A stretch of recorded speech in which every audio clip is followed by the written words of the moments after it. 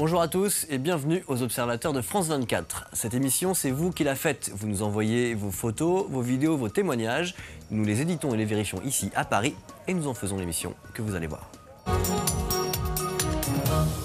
La Birmanie est considérée par l'ONG Transparency International comme l'un des 3 pays les plus corrompus du monde. Et si vous en doutez, je vais vous montrer une vidéo qui devrait vous convaincre.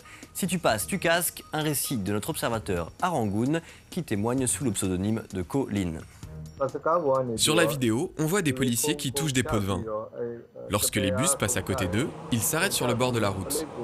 Et là, le conducteur descend de son bus et vient donner de l'argent aux policiers. Tous les bus doivent payer. C'est de la corruption. C'est bien sûr illégal. Ce qui est étonnant ici, c'est que les policiers ne se cachent pas.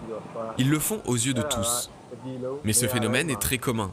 Ça se passe comme ça partout dans le pays. Un gros bus doit payer environ 500 kyats. Pour un petit bus, c'est 200. En Birmanie, les policiers touchent des pots de vin sur de nombreuses activités. Par exemple, sur les loteries légales. Ces loteries sont très populaires ici. Il y en a partout dans le pays. Le gouvernement affirme qu'il va combattre la corruption. Mais il ne peut pas faire grand-chose, car tous les organes de l'État sont corrompus. Mais il y a maintenant de nombreuses publications, notamment sur Internet, qui dénoncent la corruption. Les gens en parlent beaucoup sur Internet. Les choses ont changé depuis environ 1 an. C'est un énorme progrès. Vous avez certainement entendu parler d'Innocence of a Muslim, ce film posté sur YouTube qui dénigrait la religion musulmane. Vous savez aussi que cette vidéo a ensuite causé un déchaînement de violence dans plusieurs pays, au Maghreb et au Moyen-Orient. Ce que vous ne savez peut-être pas par contre, c'est que ce film a aussi été suivi d'initiatives pacifiques par des gens qui pensent qu'on peut dénoncer cette vidéo, mais en tendant la main plutôt qu'en brandissant le poing.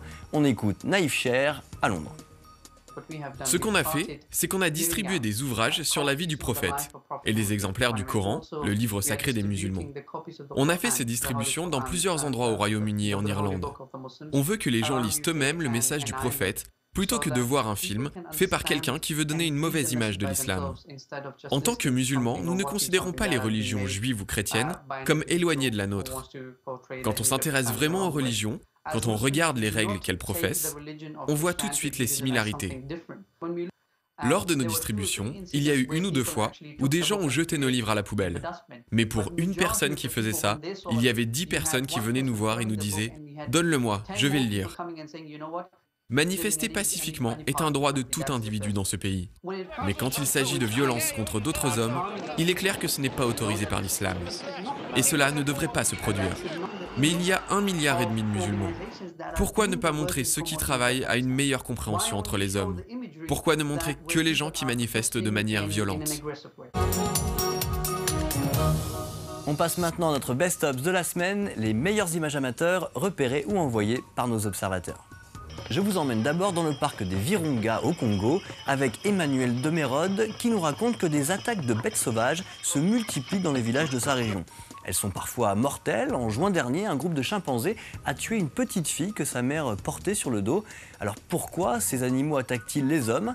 D'après Emmanuel, c'est principalement à cause de la déforestation qui les repousse de plus en plus loin de leur habitat d'origine. Alors à force de migrer, ils se retrouvent au contact des populations.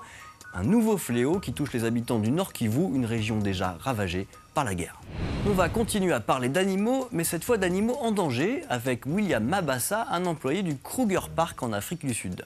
William nous explique que pour lutter contre le braconnage des rhinocéros, les gardiens de son parc auront désormais recours à des sorciers traditionnels. Ces magiciens, appelés les Sangoma, font appel aux ancêtres pour maudire les chasseurs de rhinocéros. Alors est-ce que ça marche vraiment? Difficile de le dire, mais d'après notre observateur en tout cas, ça fait peur aux braconniers.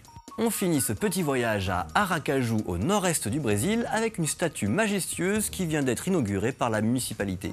Ici, il ne s'agit pas de rendre hommage à un soldat ou même à un homme politique, mais à ceux qui ramassent les ordures. Tous les éboueurs de la ville sont venus à cette inauguration. Il n'était pas si courant en effet que ces travailleurs de l'ombre aient leur moment de gloire. Voilà, c'est fini pour cette semaine, mais ça continue bien sûr sur notre site internet, notre fanpage sur Facebook, notre compte Twitter et au travers de notre application iPhone. Alors je vous dis à tout de suite.